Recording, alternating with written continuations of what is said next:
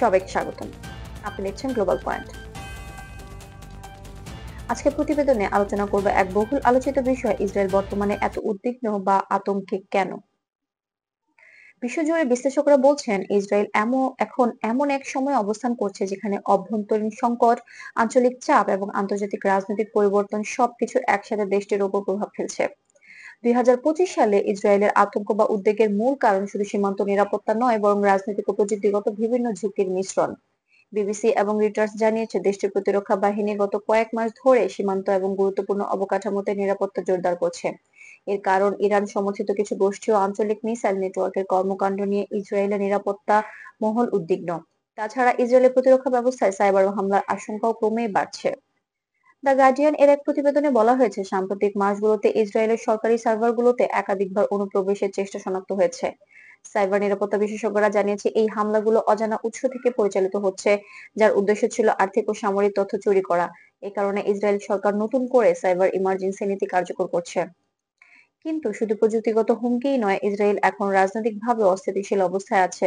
Times of Israel জানাচ্ছে, প্রধানমন্ত্রী Benjamin Netanyahu এখনো অভ্যন্তরীণ রাজনৈতিক চাপে রয়েছেন। বিচার বিভাগ সংস্কার, দুর্নীতির অভিযোগ এবং সরকার বিরোধী জনমত দেশটির রাজনৈতিক ভারসাম্য নড়বড়ে করে তুলছে। ফলে দেশের অভ্যন্তরীণ একটি অনিশ্চয়তার পরিবেশ তৈরি হয়েছে, যা জনগণের মধ্যে উদ্বেগ বাড়াচ্ছে। আল জাজিরা এবং পলিটিকো বলছে, আঞ্চলিক ভূরাজনীতিতেও ইসরায়েল বর্তমানে বিচ্ছিন্ন অবস্থায়। সৌদি আরব ও ইরানের সম্পর্ক উন্নত হলেও ইসরায়েল সে আলোচনায় যুক্ত হয়নি। অন্যদিকে যুক্তরাষ্ট্র ও ইউরোপীয় ইউনিয়নও এখনো ইসরায়েলকে কূটনৈতিকভাবে সংযুক্ত থাকার পরামর্শ দিচ্ছে। বিশেষ করে গাজা অঞ্চলে মানবিক পরিস্থিতি নিয়ে আন্তর্জাতিক মহলের চাপ বাড়ছে, যা ইসরায়েলকে আরো কূটনৈতিক চাপে ফেলছে। এই অবস্থায় ইসরায়েলের অর্থনীতিতে প্রভাব পড়ছে। ব্লুমবার্গ ও ফিনান্সিয়াল টাইমস জানিয়েছে, নিরাপত্তা ব্যয় বাড়ার শেয়ার বাজারে অস্থিরতা দেখা দিয়েছে। প্রতিরক্ষা খাতে অতিরিক্ত অর্থ বরাদ্দের কারণে প্রযুক্তি ও পর্যটন খাত ক্ষতিগ্রস্ত হচ্ছে। ফলে নাগরিকদের মধ্যে ভবিষ্যৎ অর্থনীতি নিয়ে দুশ্চিন্তা বাড়ছে। বিশ্লেষকরা বলছেন, ইসরায়েলের বর্তমান উদ্বেগকে বহুমাত্রিক সংকটও বলা যায়। একদিকে রাজনৈতিক অস্থিরতা, অন্যদিকে আঞ্চলিক চাপ ও সাইবার হুমকি, এই তিন দিক থেকেই দেশটি এখন সতর্ক অবস্থায় রয়েছে। তবে সরকার বলছে, এই পরিস্থিতি নিয়ন্ত্রণ রেখেছে এবং জাতীয় নিরাপত্তা রক্ষায় সব ধরনের ব্যবস্থা নেওয়া হচ্ছে। বিবিসি ওয়ার্ল্ডের সাম্প্রদায়িক প্রতিবেদনে বলা হয়েছে, ইসরায়েলের নিরাপত্তা সংস্থাগুলো এখন আরো আধুনিক সাইবার প্রতিরক্ষা ব্যবস্থা চালু করেছে। একই সঙ্গে দেশের ভেতরে রাজনৈতিক স্থিতিশীলতা ফিরিয়ে আনার চেষ্টা চলছে।